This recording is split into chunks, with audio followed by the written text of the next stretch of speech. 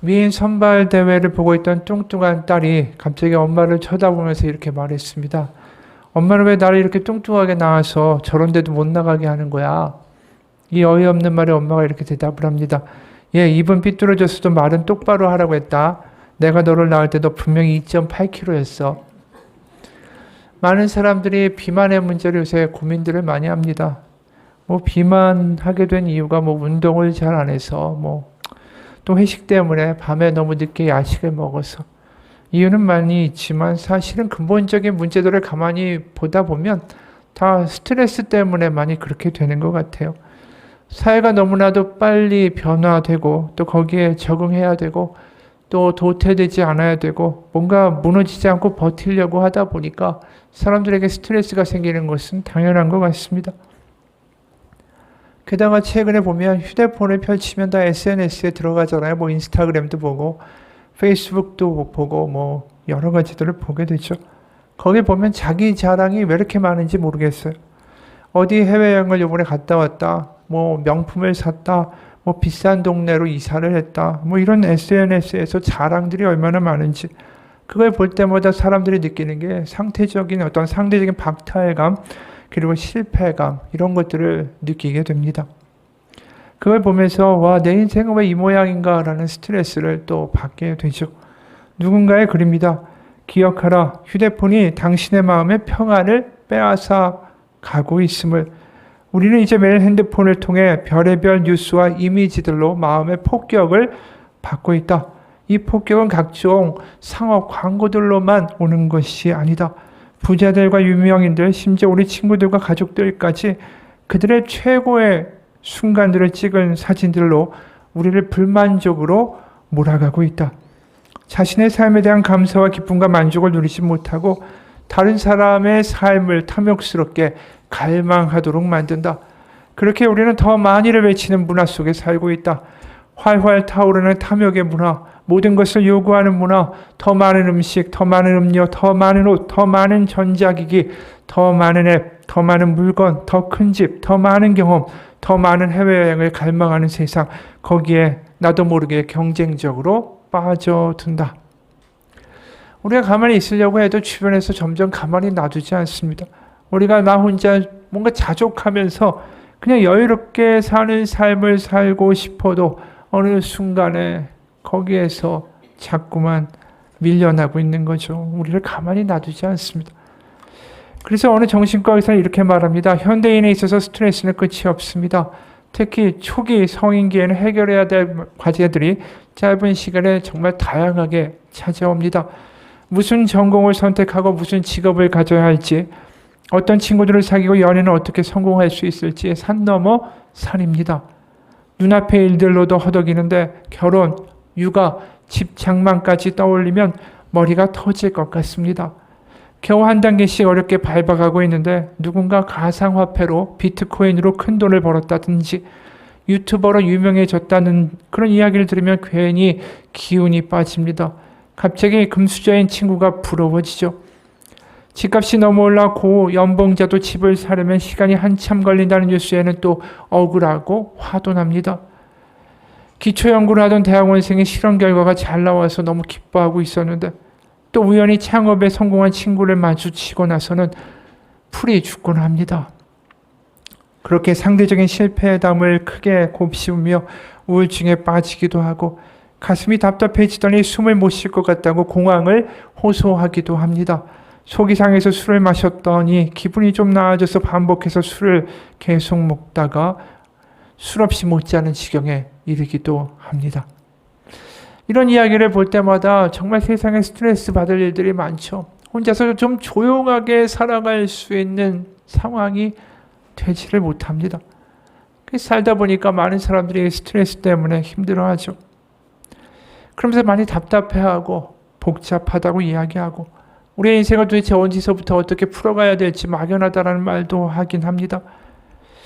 그런데 이런 삶의 모습들과 아주 정반대의 이야기를 지금 하나 소개하고자 합니다. 은퇴 후에 경상북도 한 깊은 산골에서 농가 민박 학교를 시작하는 목사님이 있습니다. 그분은 평생 돌과 나무에 하나님의 말씀을 새기는 서각과 전각 작품의 예술가이기도 하죠. 어느 날 어린아이 하나가 이 농가 민박 학교를 찾아왔습니다.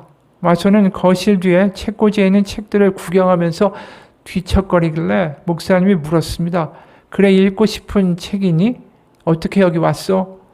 그러자 이 아이는 이렇게 대답했습니다. 저는요, 여기 뭘 하려고 온 게 아니에요. 여기 오면 그거 없이 그냥 사는 꿈이 생기네요. 그거 안 해도 되고 아무것도 안 해도 되니까 그래서 여기 오는 거예요. 목사님이 이 아이의 말에 화들짝 놀랐습니다. 아, 그렇구나. 이거구나. 그때 이 농가 민박학교에 표어가 생겼습니다. 그거 없이 사는 법. 이게 표어예요. 실제로 이 민박학교다 보니까 많은 방문객들이 찾아와서 묻게 되면서 이것저것 없느냐라고 물어볼 때가 참 많대요. 그럴 때마다 목사님은 이렇게 대답을 합니다. 머무시는 동안에 필요한 거 있으면 말씀해 주세요. 그거 없이 사는 법을 가르쳐 드리겠습니다. 당연히 자기 집이 아니니까 필요한 게 많겠죠. 그런데 그걸 주겠다는 게 아니라 그거 없이 사는 법을 가르쳐 주겠다라고 말한다라는 겁니다. 여러분, 이 이야기를 들으면서 어떤 생각이 드십니까? 우리 인생이 복잡해지는 이유가 다른 데 있는 게 아니라 그거 없어도 괜찮다. 그거 없어도 살 수 있다라는 사실을 어느 순간에 잊어먹고 살기 때문 아닐까요? 걱정할 필요 없는데도 걱정하고 염려할 필요 없는데도 염려하고 스트레스 받을 필요 없는데 받으면서 어떻게든 그거가 필요하다고 안달복달하고 있는 우리의 삶 속에서 가장 필요한 게 뭘까요? 바로 그거 없어도 괜찮다. 그거 없어도 살만하다라는 거 아닐까요? 어떤 분이 바라기와 버리기라는 제목으로 글을 썼습니다. 굉장히 비슷하죠? 바라기와 버리기. 신발장에 신발이 늘어갑니다. 옷장에도 옷이 많아집니다. 부엌에 그릇이 쌓입니다. 사기만 하고 버리지 않기 때문입니다. 마음에 근심이 늘어갑니다. 머리에는 생각이 복잡해집니다. 몸이 자꾸만 무거워집니다. 바라기만 하고 버리지 않기 때문입니다. 신발장에 먼지만 털어낼 게 아니라 심지 않는 신발은 버려야 하겠습니다. 옷장에 옷도 차곡차곡 쌓아둘 것이 아니라 자주 입는 옷만 두고 정리해야겠습니다. 부엌에 그릇도 사용하는 것만 두고 모두 치워야겠습니다. 삶이란 이렇게 바라기와 버리기의 치열한 싸움입니다. 내 마음의 많은 생각들 가운데, 내 생활의 많은 일들 가운데 정말 내 삶을 아름답게 하고 의미 있게 하는 것들만 남겨두고 모두 다 버려야겠습니다. 기억하세요. 버려야 얻게 됩니다. 쓰레기도 헌옷도 버리세요. 슬픔도 미련도 후회도 버리세요. 명예도 욕심도 버리면 얻게 됩니다. 설사 얻지 못한다고 해도 버린 만큼 시원할 겁니다. 이 이야기도 우리 가운데 분명히 한 가지의 메시지를 전하고 있습니다. 그거 없어도 살 수 있다. 이걸 우리 가운데 깨닫게 되는 순간에 우리 인생은 더 이상 복잡해지지 않는다라는 것이죠. 오늘 본문에서도 그 사실을 우리 가운데 말씀하고 있습니다. 특히 오늘 본문을 읽다 보면 우리가 익숙한 주기도문이 그 가운데에 들어있죠. 이 주기도문이 원래 뭡니까? 당시의 유대인들이 아침, 점심, 저녁마다 이 정해진 기도문을 가지고 기도하는 전통이 있었습니다. 그러니까 예수님을 랍비, 선생님이라고 불렀던 제자들이 당연히 선생님인 예수님한테 우리가 아침, 점심, 저녁 때 해야 되는 기도문을 어떤 걸 할까요? 라고 물은 겁니다. 그랬더니 주님이 가르쳐 주시는 주기도문은 굉장히 단순합니다. 9절부터 13절입니다.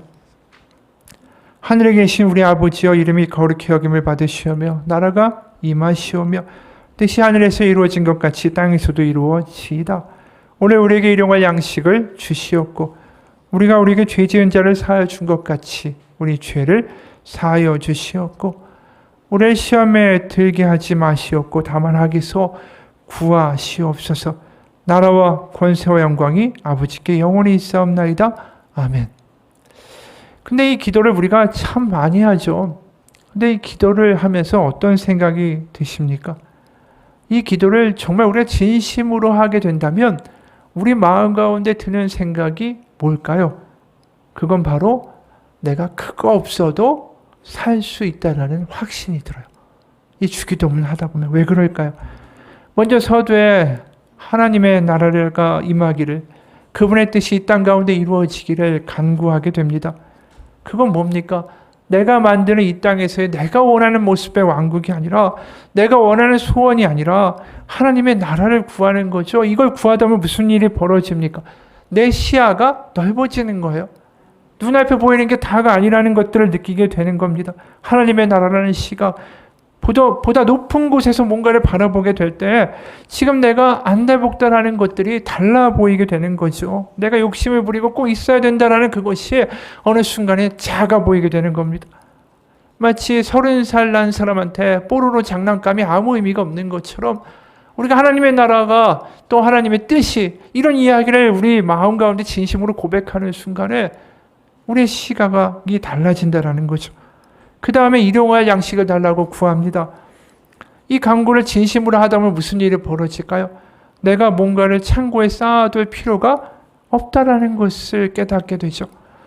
내가 통장에 잔고가 없고 창고에 뭔가 있지 않고 비어 있어도 나는 살 수 있고 난 괜찮다라는 고백이 이 고백이기 때문입니다. 일용할 양식을 주신 하나님이 나에게 있기 때문에. 그 다음에는 남을 용서한 것 같이 나를 용서해달라고 구하죠. 이 기도를 하면서 어떤 일이 벌어집니까? 나한테 피해를 주고 내 것 빼앗아간 사람을 증오하고 미워하면서 막 잠 못 이루던 삶에서 내가 자유로워지는 거죠. 그 사람 그거 그냥 가지라고 하세요. 하나님 저 그거 없어도 됩니다. 저 주님이 있으니까요. 이 고백이 나오게 되는 거 아닙니까?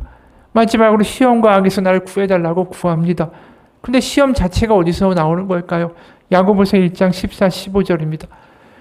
오직 각 사람이 시험을 받는 것은 자기 욕심에 끌려 미혹됨이니 욕심이 잉태한즉 죄를 낳고 죄가 장성한즉 사망을 낳느니라.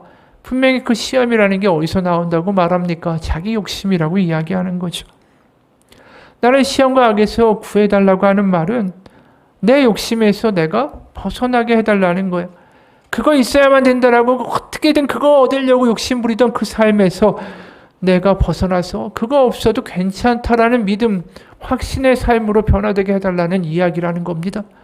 여러분, 주기도문의 신앙의 본질은 결국 우리가 이 기도를 진심으로 하게 되면 어떤 일이 벌어지냐면 내가 지금 안달복달 하면서 어떻게든 그거 얻으려고 하는 그것에게서 벗어나는 일이 벌어져요.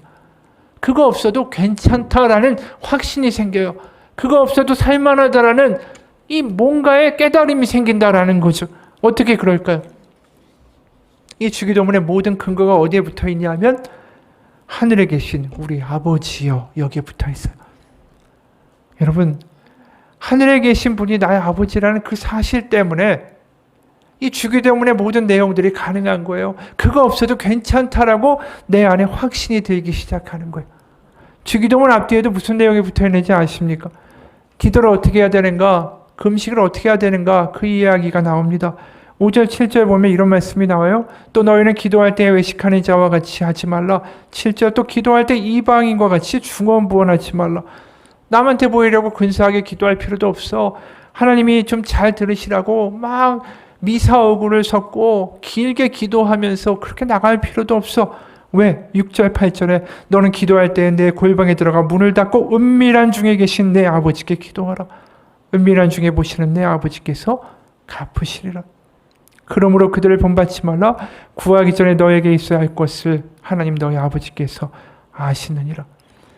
남들이 봐달라고 또 하나님이 좀 들어달라고 중언부언하고 근사하게 기도할 필요가 없는 까닭은 하나님이 내 아버지시기 때문에 그렇게 안 해도 된다라는 거예요. 그래서 주기도문의 시작도 뭐라고 하냐면 9절에 그러므로 너희는 이렇게 기도하라는 거예요. 그러므로라는 거예요. 그러므로 앞에 뭐가 있다고요? 하나님이 너의 아버지가 되시기 때문에 그런 거 다 필요 없어. 그래서 이렇게 기도해. 네가 이런 기도를 하다 보면 뭘 얻게 되느냐라고 말한다면 그게 그거예요. 내가 그거 없어도 살 수 있습니다. 하나님이 내 아버지시니까 하나님 뜻이 이루어지기를 바랍니다.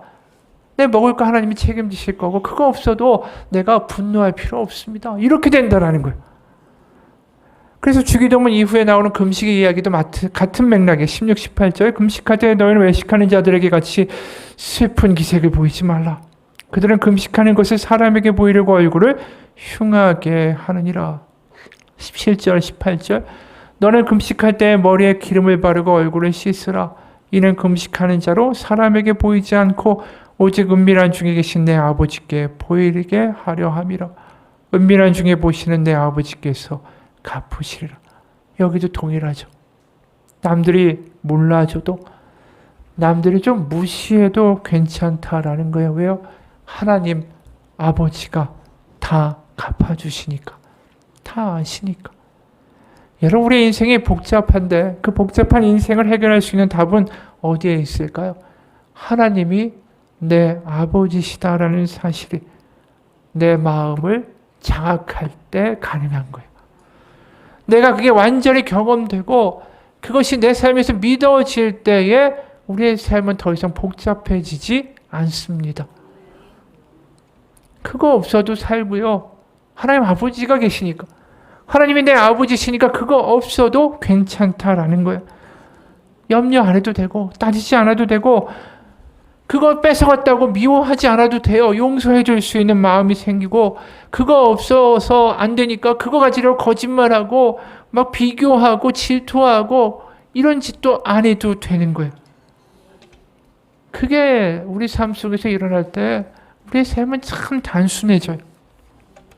그게 하나님을 믿는 사람의 진정한 변화입니다. 그래서 마태복음 6장 오늘 읽은 본문 후반부에 또 이런 이야기를 반복하세요. 6장 31절에서 33절에 보면 그러므로 염려하여 이르기를 무엇을 먹을까 무엇을 마실까 무엇을 입을까 하지 말라. 이는 다 이방인들이 구하는 것이라. 너희 하늘 아버지께서 이 모든 것이 너에게 있어야 할 줄을 아시느니라. 그런즉 너희는 먼저 그의 나라와 그의 의를 구하라. 그리하면 이 모든 것을 너에게 더하시리라.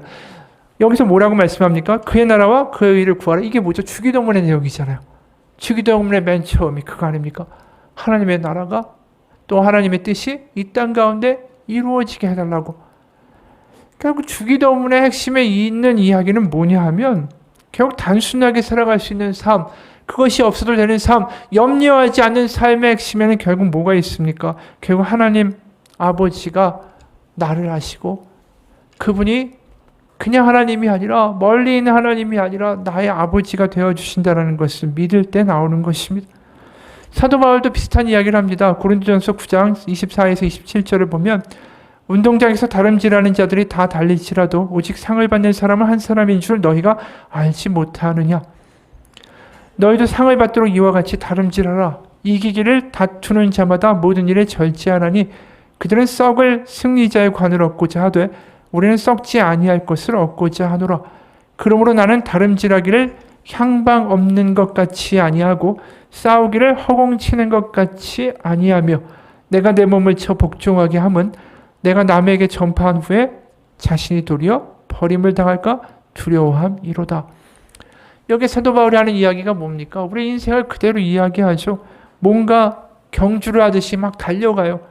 어떻게든 저 사람보단 더 내가 제끼고 먼저 달려가야 된다고 열심히 뜁니다. 근데 문제는 뭐죠? 방향이 잘못된 거예요. 그럼 냈다 뛰기에만 열중하지 그 방향이 옳은지 아닌지 대해서 생각하지 않는 거예요. 우리 사도 바울의 삶은 그것과 반대라는 것을 이렇게 말하죠. 나는 다름질하기를 향방, 방향 없는 것 같이 아니하고 싸우기를 허공을 치는 것 같이 하지 않는다라고 말하는 겁니다. 지금 그러니까 사도 바울의 삶은 뭐예요? 다른 사람들 그거 있어야 된다고 얘기하고 그것 때문에 하나님한테 안달복달하고 그거 안 주니까 하나님한테 삐지기도 하고 그거 얻으려고 거짓말도 하고 인생이 복잡하게 살아가는데 어떻게든 쟤보다 빨리 뛰려고 막 다람쥐 치는데 사도 바울이 하는 이야기는 딱 그거예요. 그렇게 안 해도 돼. 그거 없어도 돼. 그거 없어도 괜찮아. 그거 안 가져도 살만해. 내가 가는 길은 하나님 아버지께로 가는 길이야. 하나님 아버지가 살아계시고 그분이 나의 아버지가 되신다라는 것을 믿고 확신하는 길을 가는 것이 맞다라고 이야기하고 있는 거예요, 지금. 여러분, 우리의 삶이 복잡해지는 이유는 다시 말하지만 한 가지 때문입니다. 하나님이 나의 아버지시고 나의 기도와 나의 목소리를 듣고 계시다라는 것이 믿어지지 않으면 인생은 어떻게든 뭔가를 쥐고 살아가는 본능이 생길 수밖에 없어요. 한 이야기를 소개합니다. 아프리카 원주민들이 원숭이를 사냥하는 방법이 이렇습니다. 원주민들은 원숭이들이 주로 다니는 길목에다가 나뭇가지에 이 조롱박, 조그만 박 하나를 매달아 놓습니다. 근데 그 조롱박을 매달을 때 구멍을 작게 뚫어요. 그리고 거기다가 바나나를 딱 집어넣습니다.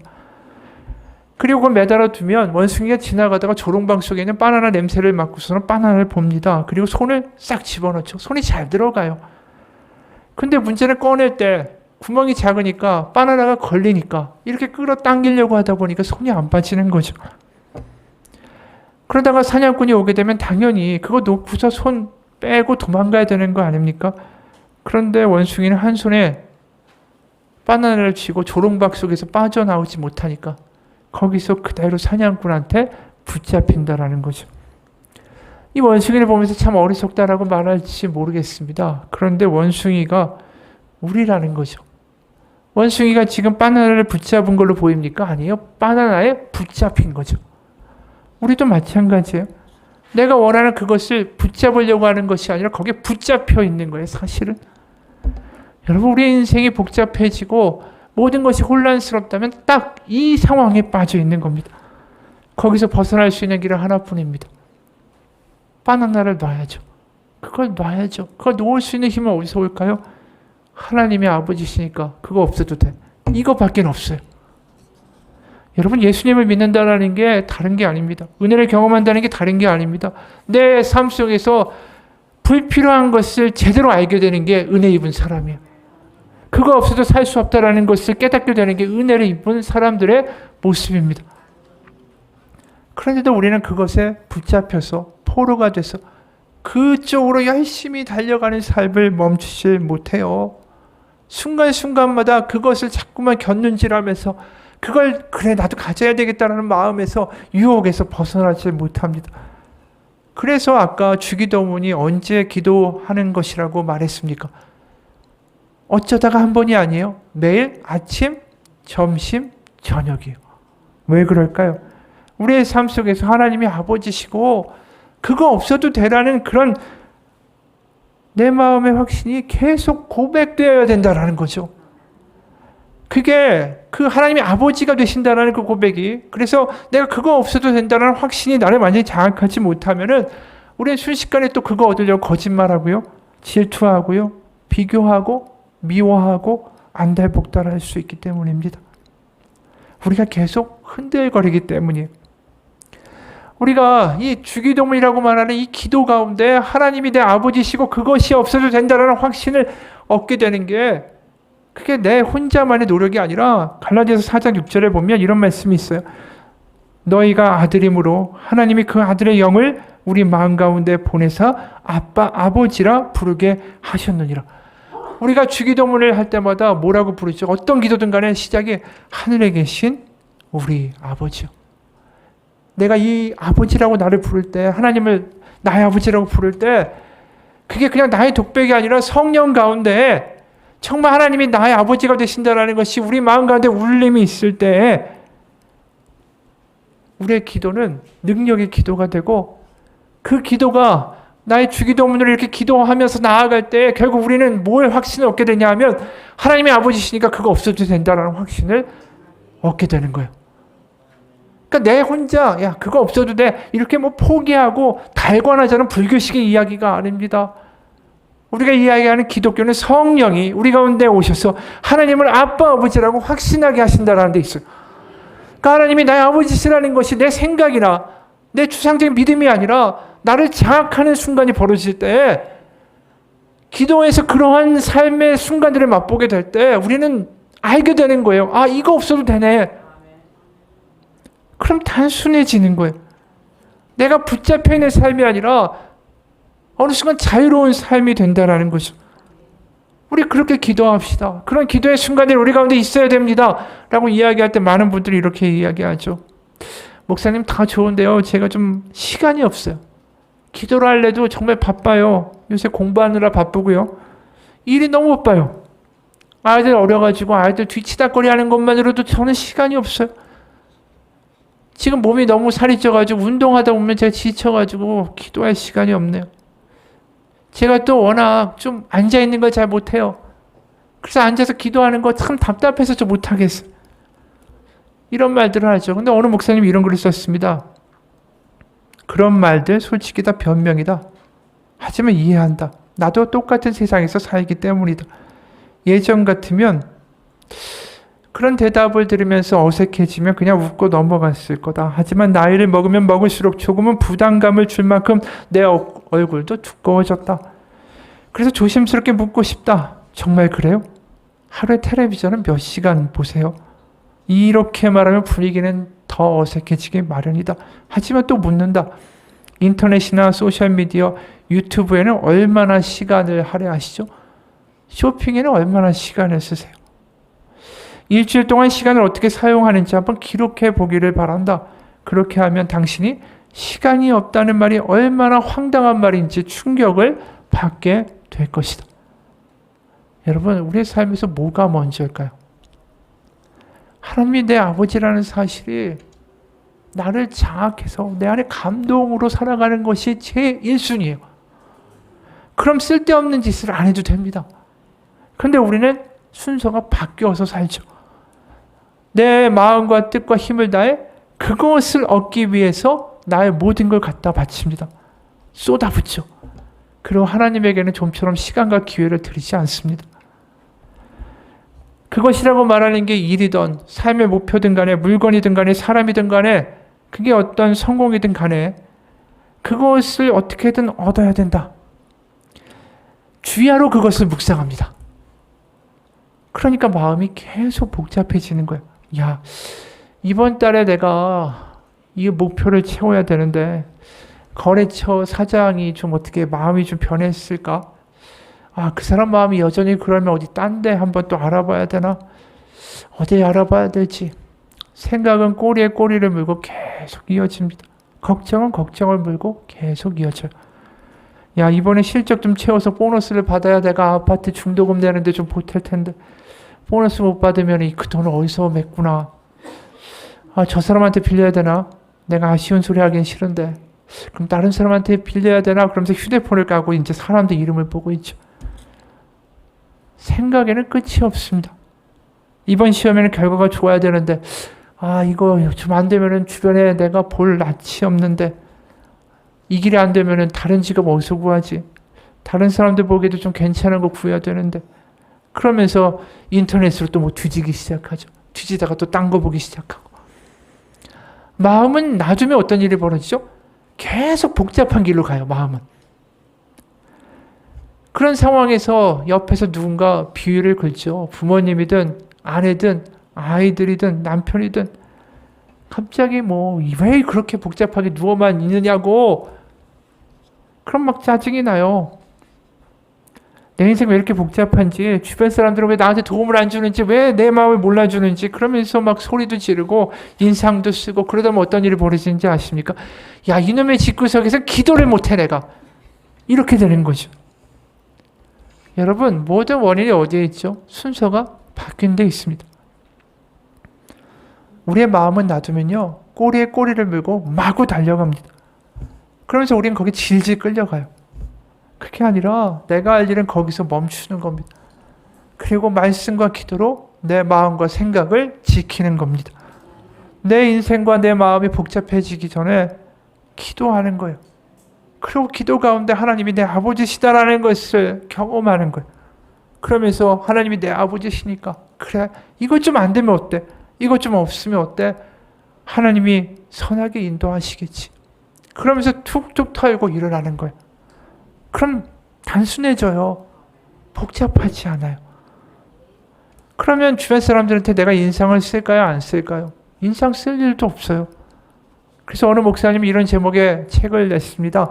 너무 바빠서 뭘 할까요? 너무 바빠서 여행 갈까요? 너무 바빠서 쉼을 가질까요? 아니요, 그 책의 제목은 너무 바빠서 기도합니다 였어요. 여러분, 예수님도 마찬가지였습니다. 너무나도 바쁘셨죠. 사역이 너무 바빠서 끼니조차도 못 드실 때도 있었습니다. 그래도 예수님이 하신 일이 뭐냐면 제자들을 따로 보내시고 밤새워서 기도하셨어요.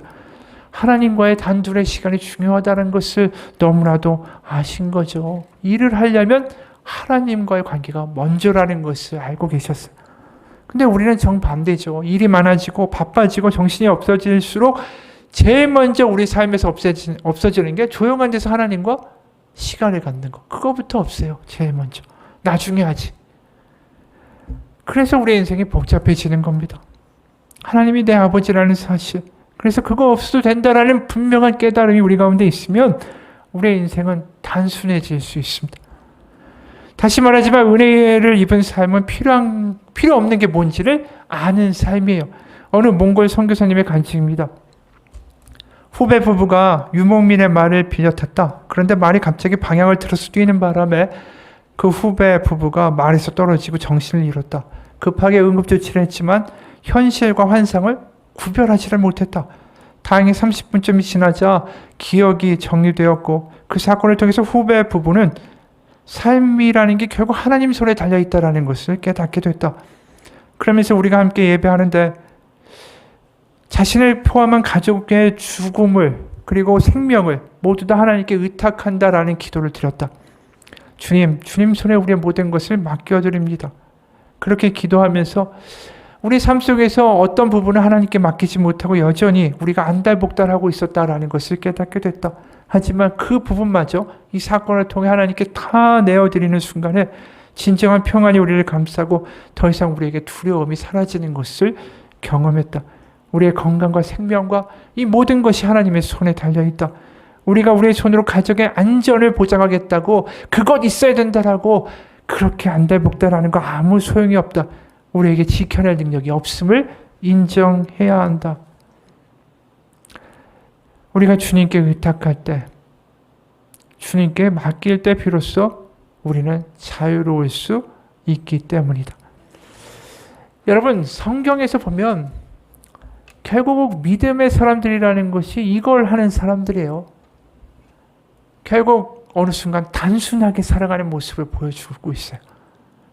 그냥 딱 놓고 바로 가는 모습을 보여준다는 거죠. 그 사람들이 뛰어난 모습들을 보여주는 건 아니에요. 거짓말도 해요.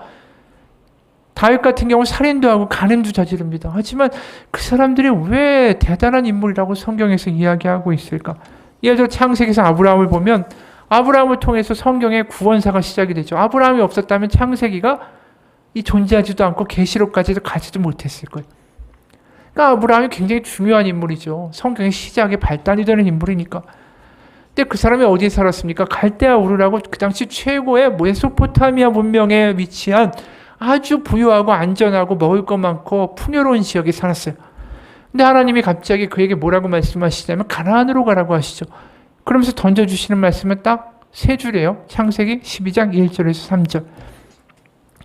여호와께서 아브라함에게 이르시되 너는 너의 고향과 친척과 아버지의 집을 떠나 내가 너에게 보여줄 땅으로 가라. 내가 너로 큰 민족을 이루고 너에게 복을 주어 너의 이름을 창대하게 하리니 너는 복이 될지라.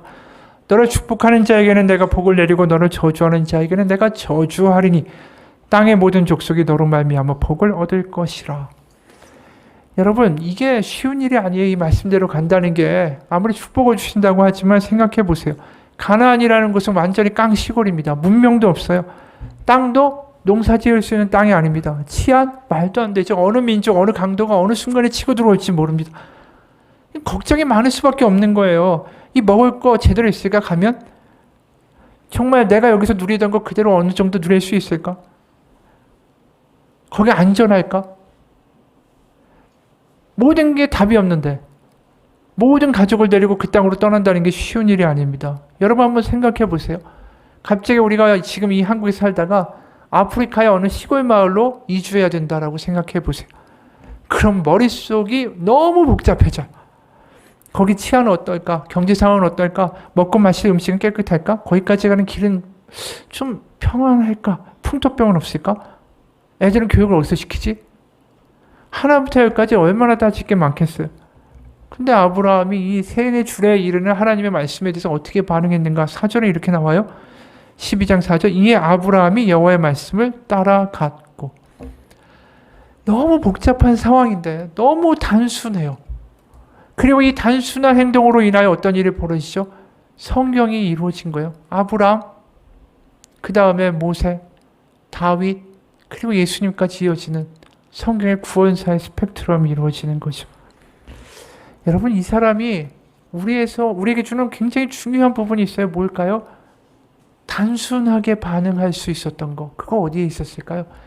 이 사람이 하나님이 정말 주님이라고 믿어지지 않았으면 이렇게 할 수 있었을까요? 여러분, 우리의 삶에서 단순하게 반응할 때 놀라운 일들이 일어날 수 있습니다.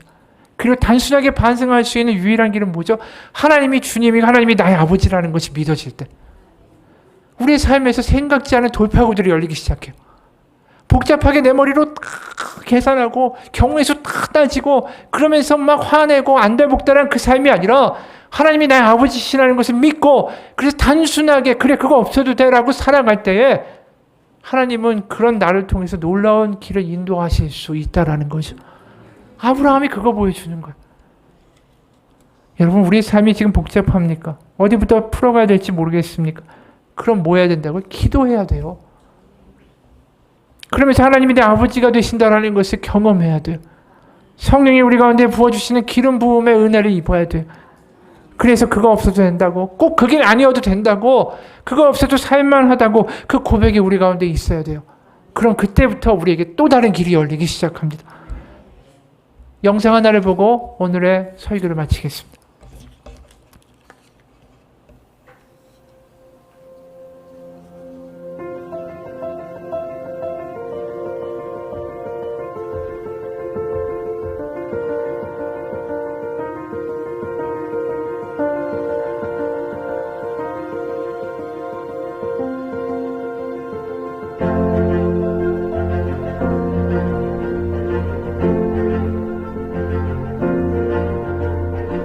그때 분명한 하나님 음성이 저에게 들린 게 너가 내가 원하는 곳에 갈 수 있겠느냐는 음성이었어요. 그렇게 대답을 했죠. 기도같이. 주님이 함께 하신다면 어디든 갈 수 있을 것 같습니다. 예수님이 저희 마음에 확신을 주셨고 그리고 저희 남편 마음에 확신을 주셨고 그 결정이 너무 기뻤기 때문에 어느 길로 가든 돌아가는 것 같아도 거꾸로 가는 것 같아도 예수님만 따라가면 하나님께로 가는 그 길이니까. 네.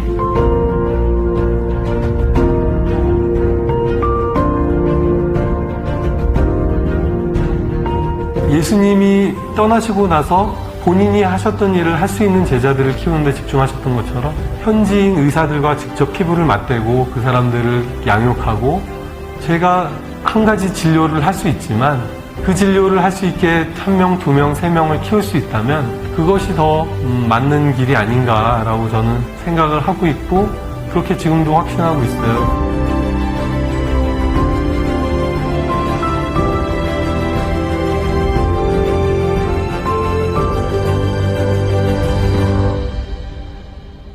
어느 날 몸이 좀 불편한 것을 발견을 했고 괜찮겠지 하다가 통증이 이제 발의 통증이 너무 심해져서 한국 가서 좀 치료를 받아야겠다고 해서 한국을 갔는데 병원 가서 파킨슨이라는 걸 알게 됐죠. 앞으로 나는 어떻게 될까? 그리고 저희가 아이도 셋이나 있고 하다 보니까 이제 가장으로 어떻게 되나? 실질적인 고민들이 사실은 많이 됐죠. 근데 너무 그 생각하는 것 자체가 괴로운 거예요.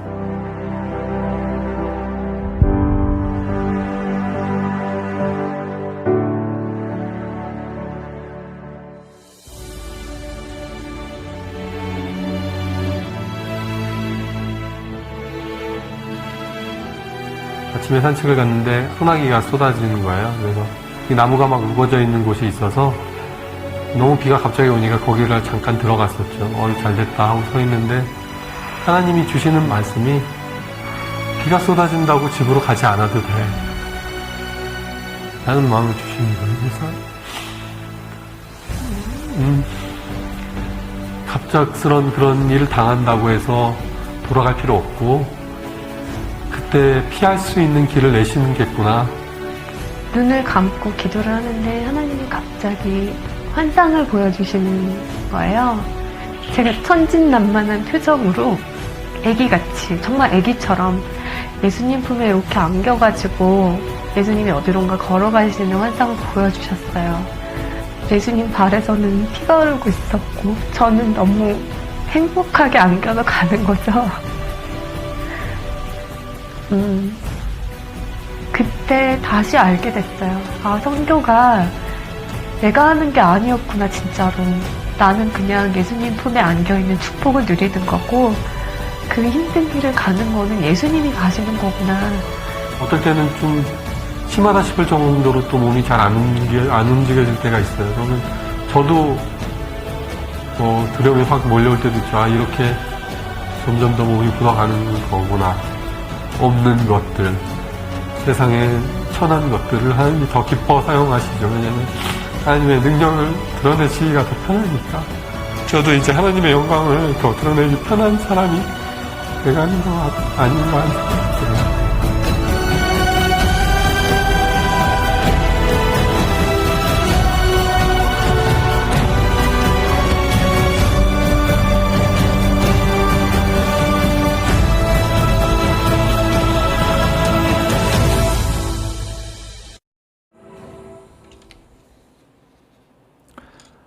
여러분, 이 선교사님의 삶을 보면 참 안타깝습니다.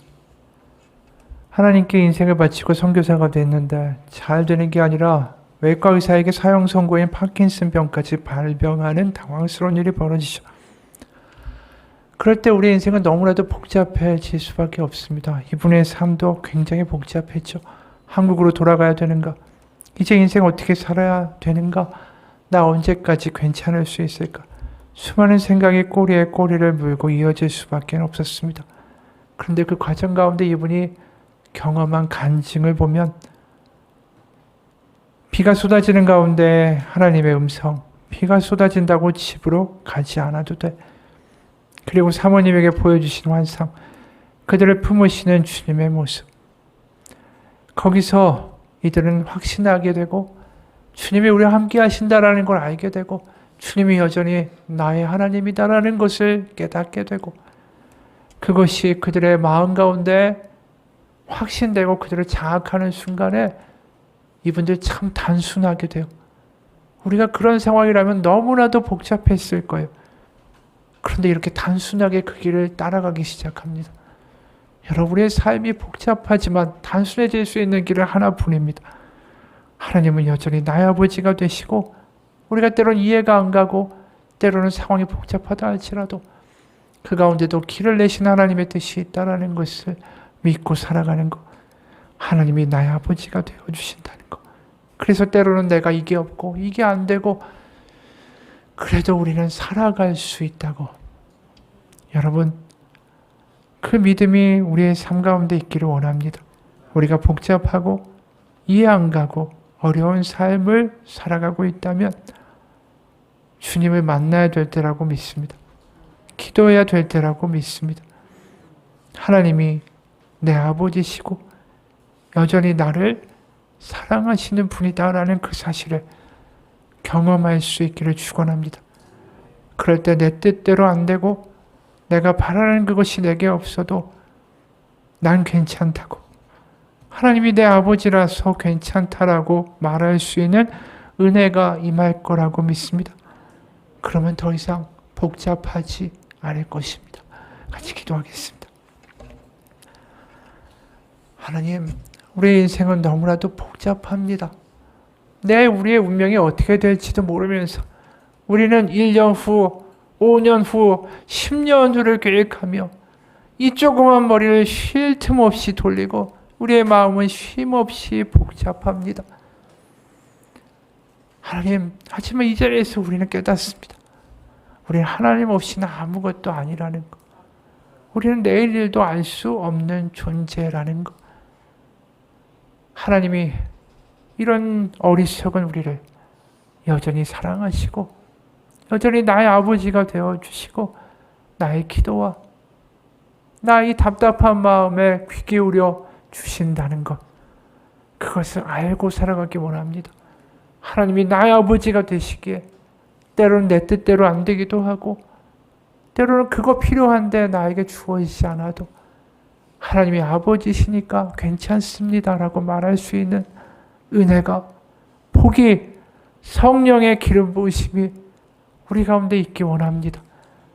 이제 더 이상 복잡한 삶이 아니라 주님의 자녀로 자유롭게 주님을 기뻐하며 살아가는 은혜가 우리 가운데 있게 하여 주옵소서. 예수님 이름 받들어 기도합니다. 아멘. 같이